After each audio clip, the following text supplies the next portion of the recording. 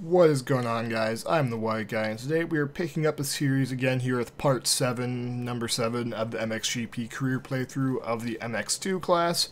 And we're just going to go straight on to the next race here and save up some credits. So in the last video, I believe I asked you guys to vote on the bikes. If you would like to do that again in this video, depending on when these get uploaded, I may or may not be about ready to buy a bike for that. If you guys want to vote on, I'm assuming it's going to buy an MX1 bike. If you want a 252 stroke, which I assume it's probably going to be the winner, or the 4-stroke, but we are in Neuquen,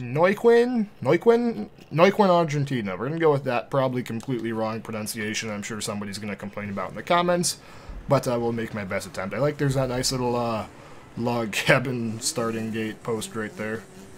Brap, brap, brap, brap, brap. You can do a little dance on the line too. I forgot about that. Alright, that's, oh hey, see, maybe that FMF exhaust made a difference, because we're not just getting blown away off the starts. No, we're racing on the KX125 now. If you guys would like me to switch back over to the 254 stroke, let me know in the comments, but I feel like a lot of people are just going to say keep ripping on the 125. So, if you guys do want to see the 254 stroke come back, let me know, but for now, we're going to run the KX125 into the ground until the motor blows up. That would be neat if you could actually blow up 2-stroke motors in this game, but I don't think that's part of the game here. It'd be neat if it was. Well, it wouldn't be. It'd be neat for the concept of it being a thing, but I imagine the first time your bike blows up in the middle of a race, you'd probably get pretty angry about, oh, that just ruined me for no reason. It's kind of like in some of the racing simulators, like, oh, you need to like simulate just random tire blowouts because that can happen. But then the first time that happens, you're going to be like, oh, why they put that in the game? That just ruined it. And yeah, that kind of deal. Anyway, I remember this track. I did a multiplayer race in this too. These tracks are actually pretty neat. Like, you can actually hit rhythms through there now, but it actually feels like it's going a lot smoother than the last game. We're going to make another dirty pass on the inside there, take him down, because I don't think black flags are a thing in this. And we're in third now. This one section, I always screw that up. It seems like I just can't hit that correctly. Let's get over those little scrub hills there. I want to try and set up a arrow here. Oh, we set up a line to take him out there, and not going to happen apparently. Let's try and get pointed in the correct direction here. 27 miles an hour in second gear is not, but that is going pretty good. How fast is? Oh, we're getting up to 50 now. It's actually going pretty good on the track here. All right, come on. Let's get past Alexander here. Alexander Tonkov. I want to say that's Russian, maybe? I don't know. Let me know in the comments how wrong I am with that. That was actually kind of a neat whip, but it's going to set us back a little bit. But it's worth getting set back for the style points, obviously. Let's just try. I want to try and get another pass. There we go. Again, just have to, it seems like, take the inside line is the #1 way to pass people in this. Except that you might want to go outside there, actually, so you don't get the little bobble. Get through the whoops there. Another little scrub whip deal. And Jeffrey Hurlings, you're going to get taken out there. Completely, absolutely filthy takeout right there. No word from the track marshals. I think I figured that out, though. You just want to, if you square up against somebody, it seems like you can just bump their outside wheel, or if you bump their rear wheel and towards the outside of the corner, it seems like that's a good way to take people out in this. And look at that, we actually almost hit the rhythm through there. If we had a little bit more power, we would have made it. And how far back is he? Okay, we'll wait up for him now, make this interesting. We'll just sit in the clutch and blow the clutch up if we can. And again, just gonna sit on the clutch, let him skirt by here so we can hopefully get some battle going on. Nope, maybe not. Oh, I heard a camera go off there. That's potentially interesting. And as I'm recording this video here, I just want to address a thing. I saw a mention of somebody say something about the video quality looked bad, and on the Matterley Basin video, I looked at that, and I think that honestly might be, YouTube doesn't like dark videos, and that track was raining, and it was kind of a pretty dark video, because it was all in the pouring rain and whatnot. But if the videos do look a little pixelated to you, I can't do anything about that, because like, looking at them on my computer, they look fine. But then as soon as I upload them to YouTube, YouTube processes the video down to a lower bit rate. That makes it easier for them to stream to you guys. Because if you guys watch the video at a quality where it looked exactly like it does on my screen right now, that would eat up just a massive amount of your data. because they'd be streaming at a very high bit rate, which would require a lot of data, and some internet providers are not happy about that, and you'd have to have pretty fast internet to be able to watch that without having to wait 20 minutes for the video to load, which you honestly can't. I don't know if you can even do that anymore, the way YouTube changed the videos load. But yeah, their YouTube processes their own videos down to their own bit rates, and bit rate is more or less like the data per second. The higher the bit rate, the more data per second you're watching, and the more data per second to clear the video. And YouTube has their own. I want to say it's at somewhere around 15 million bits per second. I'm not entirely sure on that. I could check back up on that after this video if anybody actually is interested. You can probably just Google it and find out.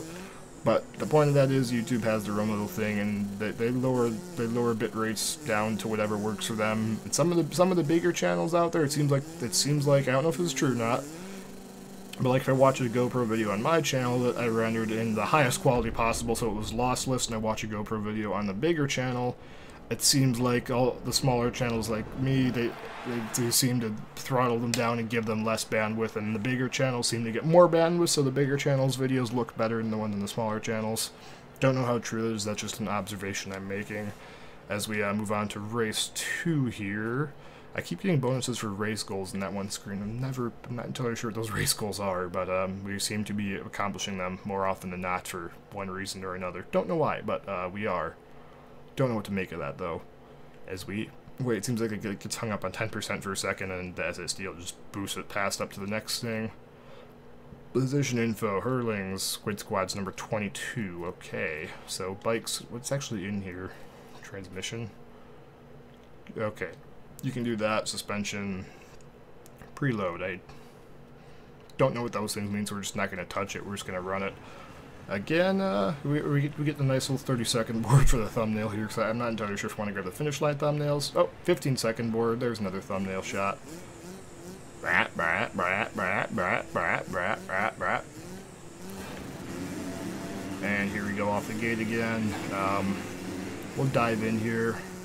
Let's see how many people we can lay down passes on. And we went from 22nd up to 11th. We literally just passed half the field in that first turn right there.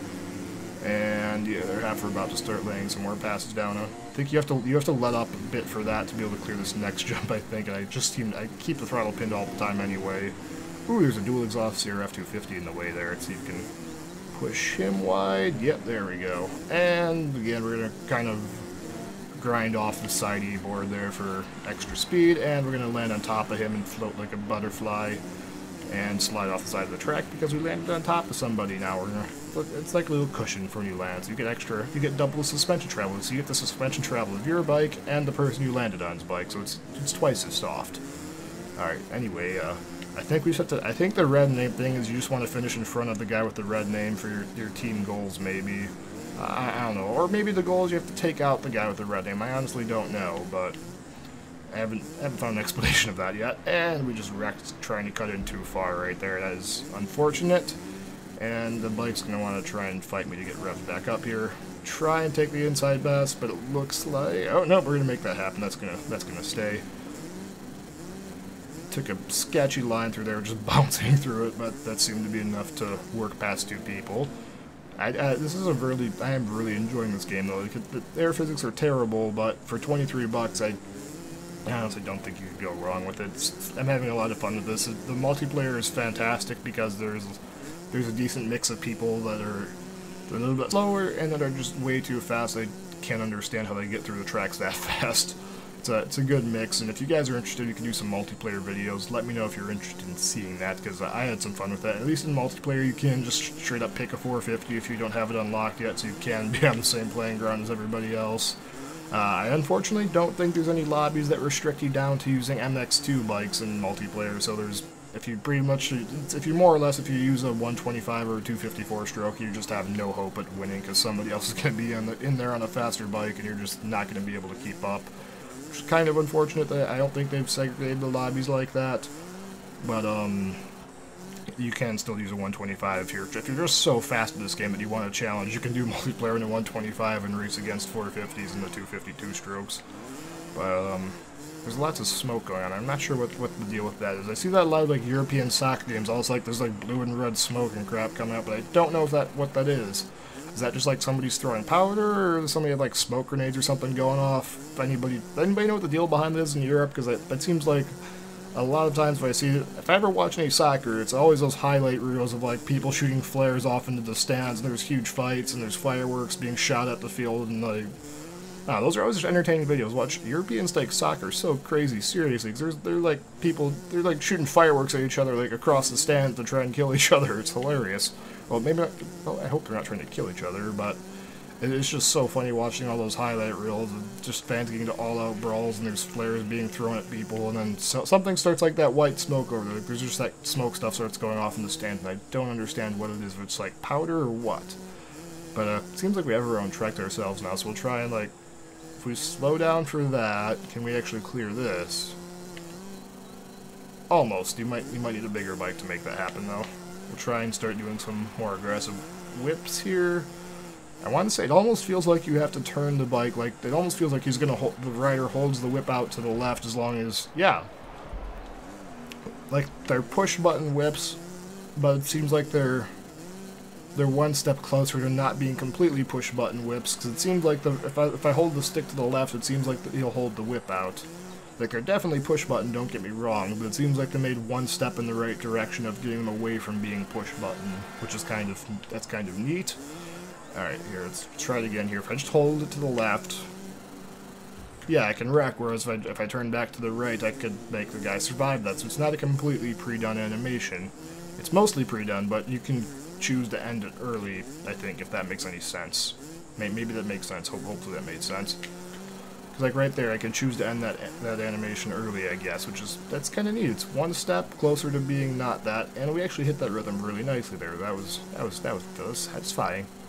Alright, let's get that little scrub hill, and just keep launching through here. Rail the corner if we can. There's a nice rut that'll hopefully grab us through there, and 125 does not have the power to clear that, but we should have the power to clear the finish line jump. You can scrub those pretty low if you want to, it looks like, or you can try and launch them high depending on how heavily you angle the bike. But again, looks like we're locking down another win there.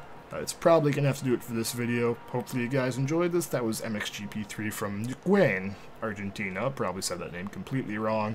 Getting some more credits, getting a little bit closer to getting the 450 or 252 stroke, depending on what you guys vote on in the comments. Thanks for watching. Hopefully you're enjoying this series. Catch you guys in the next one.